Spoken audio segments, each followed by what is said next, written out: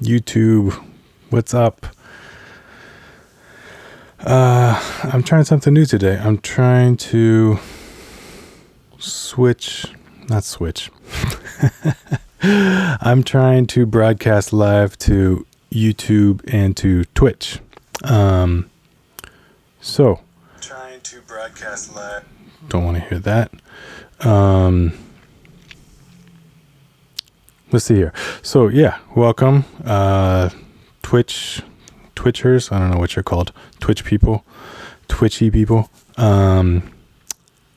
Welcome. I have for the past, 13 months been live streaming a series on YouTube, like 10 or 15 minutes, just of like a live music lesson or a music topic, everything from like what's a major scale to slowly, building how to build up a song.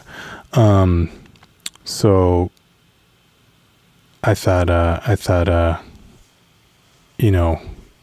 Twitch would be a good place to do this. One of my friends recommended it to me. Actually, I had just been exclusively on YouTube, but she said check out Twitch, so here I am.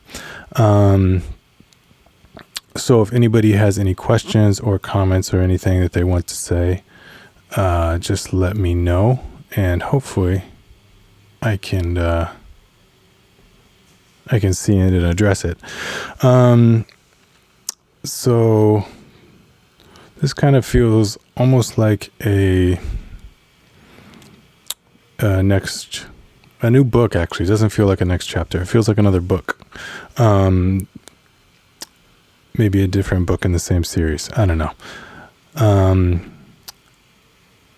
So I just wanted to talk a little bit today about some general musicianship ideas, general ideas that we can work on to improve our musicianship. Just really,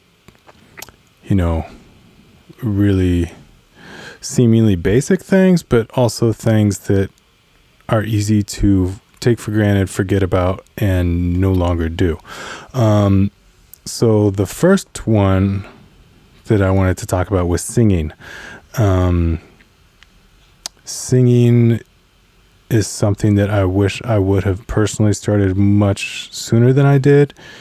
It has improved my ears more than probably any other skill in regards to music, other than maybe listening to music.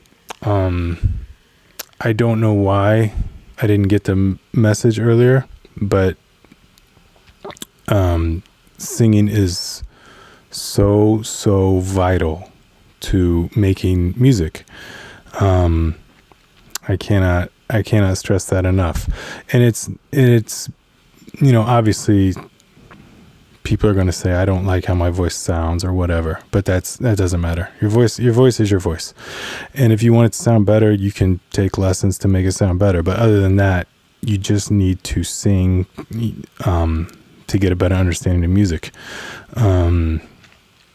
Sing everything from melodies to bass lines to inner moving parts. Sing what the singer is singing. Sing what the bass player is playing.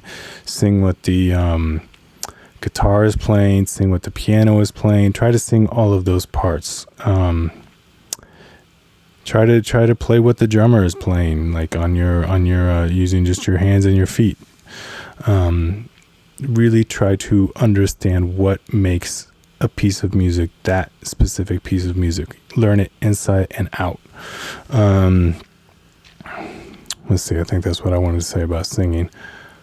Another thing that I wanted to say is to listen to music from other cultures. We've all got our home base of music. Generally, it's what we grew up listening to. And in order to grow, we need to listen to other styles of music. Maybe not to the exclusion of anything, but they need to be included into our diet. When when you eat some food, it's good to try new things, because maybe there's something out there that you didn't know that you liked. So just from a personal level, I grew up with rock music. I was really into that. And then in school, I started to try to play jazz music. And so then it was like, okay, this whole other world of music that I didn't really know about, I'm starting to learn a little bit about. And so then that obviously informs how I hear music. And if I'm going to write music in the rock vein, having this jazz influence in there is going to make it more interesting. It could be anything. If you grew up with hip hop music, then it could be listening to romantic music, romantic music, like classical music from like the mid to late 1800s to the early 1900s. You will, even if you're not able to make like an apples to apples comparison, you will find the same elements in all music, right? Because it's all sound. So the way that somebody may rap may relate to how a melody gets played in this classical piece. So I really think that it's a great thing. You can't listen to too many styles of music. Another thing that I wanted to say, this is probably the last point that I wanted to talk about today, was that if you do really have a let's say an artist that you really like, a musician whose music that you really, really like, it is really interesting and ear-opening if you then check out the music that influenced that artist, right?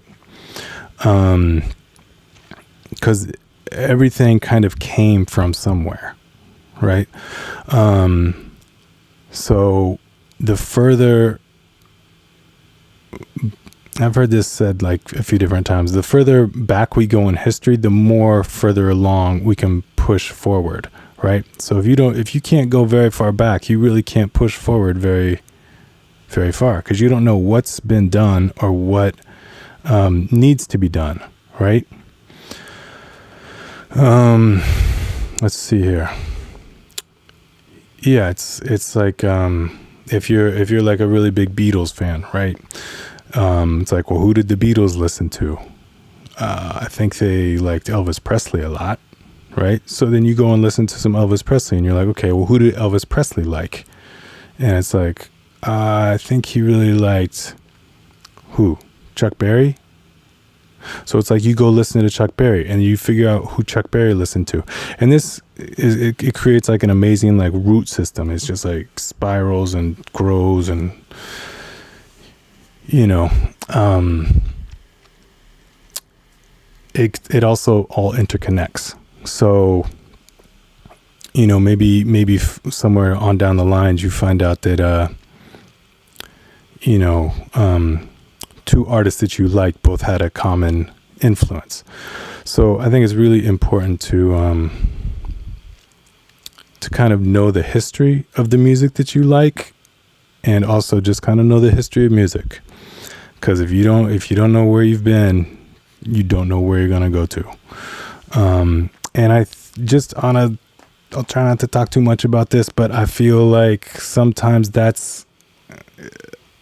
we get this case of like, it's everything, something can sound too recycled. It's like this is exactly what it sounded like 6 months ago, which is exactly what it sounded like 6 months ago before that, which is exactly what something sounded like 6 months before that. And it's because no one is taking a chance to try to introduce something new, right? And you hear it when somebody introduces something new, because it's like, where the heck did that come from? Right? And chances are it probably came from not the same well that everybody's been drinking out of, right? Like when Kanye West like blew everybody's minds, it was like, what was he listening to? U2 and Daft Punk or something like that, that probably he was the only guy checking that music out within his community, right? So it's important to draw your influences from different areas and to learn the history of music, not just the music that you're specifically home base with, but like music in general. All right, I think I'm going to leave it at that. Actually, I got one last thing I want to say, and it's a quote by the one and only Franz Kafka. He and I share a birthday, of which I think, that's kind of cool. So Franz Kafka said, "Evil is whatever distracts." And I've been thinking about that a lot. And it's kind of an interesting idea that assumes that every person has their work to do. They have their job to do. They know what that job is, and they know what that work is, and they know what to do to get it done. And the thing is that we have so many distractions. And it is really up to us to cut the distractions so that we can do the work that we need to do. That's what I think he was saying when he said evil is whatever distracts. Evil is whatever doesn't allow you to be you. All right. I hope that was helpful. Again, YouTubers, Twitchers, I will see you next Saturday at 5 p.m. Eastern time. If anybody wants to take any music lessons, theory, music production, just let me know. My website is on both of these websites. On both of these streaming websites is nathangoheen.com, or just send me a message through one of these chats. Okay. Have a great day. I will see you all next week. Bye-bye.